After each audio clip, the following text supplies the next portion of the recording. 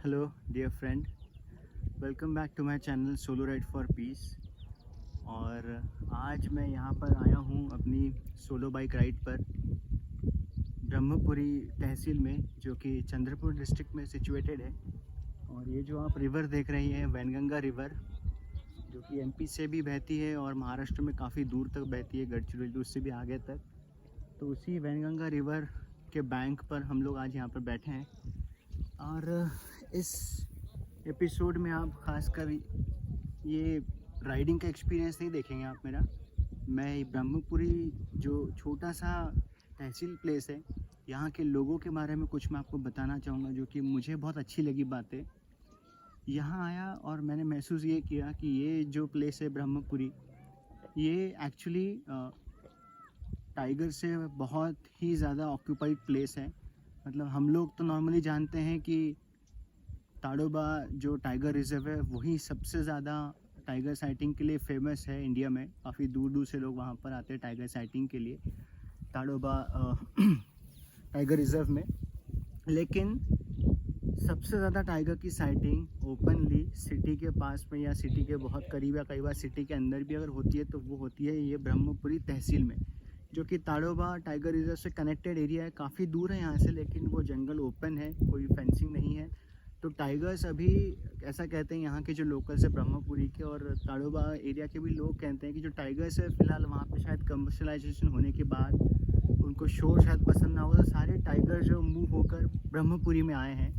तो यहाँ पर अक्सर आए दिन जो लोकल न्यूज़पेपर्स है या यहाँ का जो लोकल मीडिया है, वहाँ पे अक्सर न्यूज़ में आता है कि किसी टाइगर ने किसी इंसान पर हमला किया, उसको उठाकर लेकर जंगल में चला गया, या कई बार गाय भैंसों को उठा लिया उसने, उनके गोट्स को उठाकर लेकर चला गया। तो ऐसे कई सारे इंसिडेंट्स ये ब्रह्मपुरी शहर में होते रहते हैं। तो यहाँ के लोग अभी काइंड ऑफ यूज्ड टू हो गए हैं कि हाँ यहाँ पर टाइगर्स है, लेकिन टाइगर्स है इसके वजह से वो लोग जीना छोड़ दें या अपनी खेती बाड़ी के काम बंद कर दें, ये तो पॉसिबल है नहीं उनके लिए, क्योंकि उनके लिए एकमात्र जीवन का यहाँ पर साधन है खेती बाड़ी करना।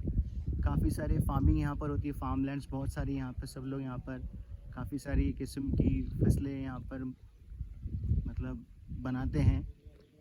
तो उनके लिए ऑप्शन कुछ है नहीं। तो कुछ एक इंसिडेंट्स जो यहाँ पे लोकल से मैंने मुलाकात करी, बातचीत करी, तो उन्होंने बताया कि उनके घर के एक सदस्य को जब वो फार्मिंग कर रहा था तो टाइगर आया दिन में और उनको उठा के लेके चला गया।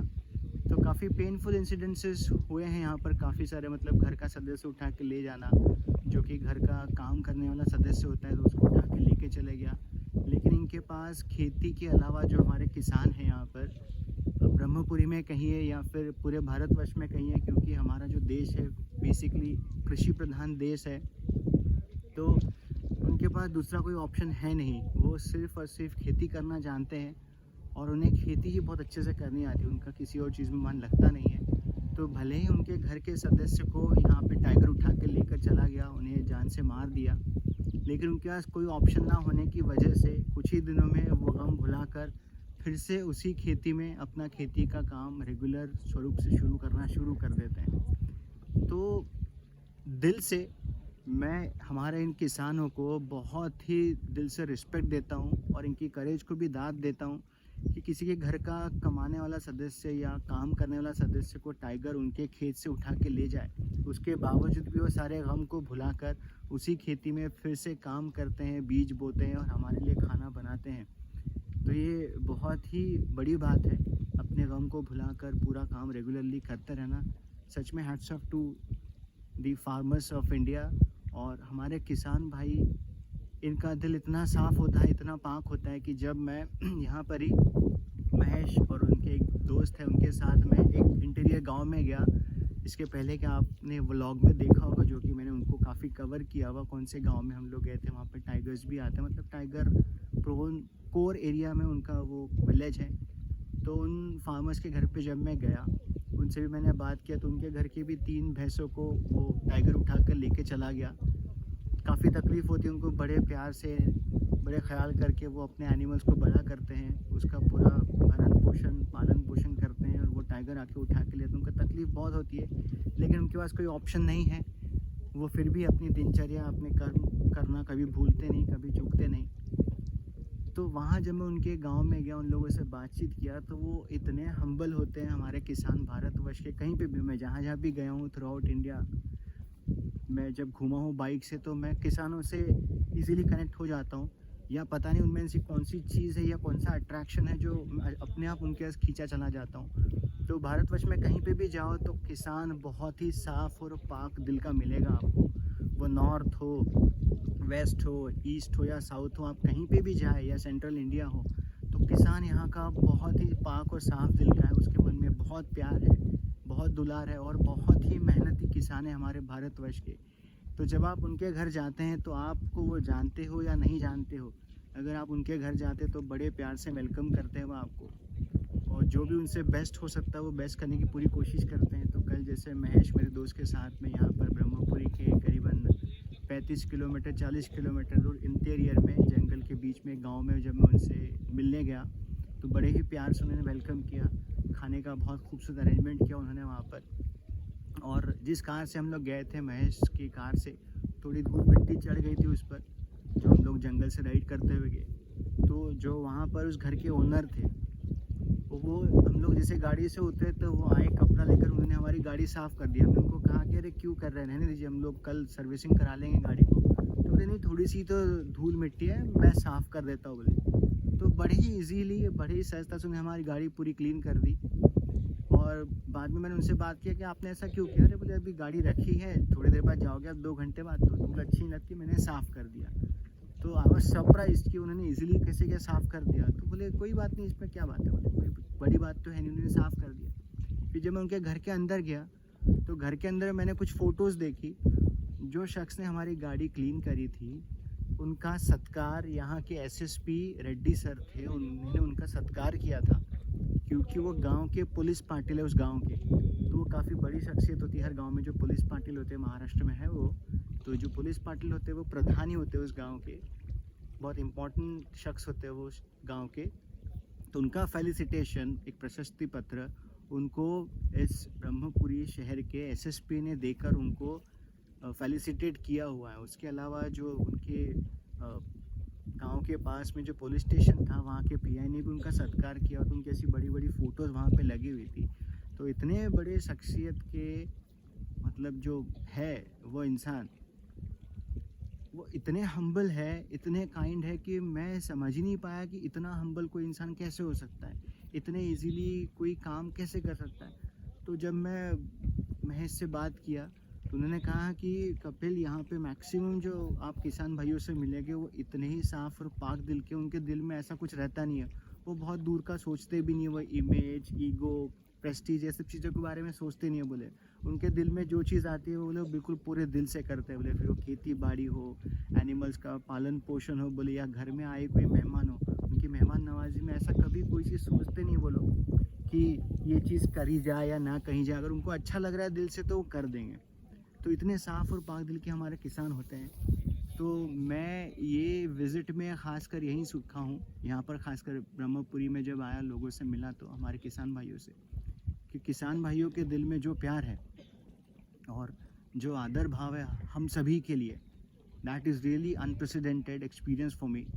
ऐसा अद्वितीय एक्सपीरियंस मुझे इसके पहले कभी भी कहीं हुआ नहीं। मैं काफ़ी जगह गया हूँ, लोगों से मिला हूँ, सिटीज़ में गया हूँ, मेट्रोज़ में गया हूँ, घुमा हूँ, लोगों से मिला जुला हूँ। वो लोग कोई बुरे नहीं हैं जिनसे भी मिला हूँ मैं शहर में, सब लोग अच्छे होते हैं। लेकिन जो किसान हमारे हैं भारतवर्ष के, वो कुछ बहुत ही स्पेशल है, बहुत ही एक्स्ट्राऑर्डिनरी पर्सनालिटी है सभी के सभी किसान हमारे भारतवर्ष के। तो hats off to all the farmers of India. उनके हर दुख में, हर सुख में भगवान उनका साथ दे, और उनकी सारे जो भी सपने हैं वो पूरे करने की शक्ति उनको दे। तो ये वीडियो, मेरा आज का जो ब्लॉग है, ख़ासकर मेरे सारे किसान भाइयों के लिए और बहनों के लिए डेडिकेटेड है।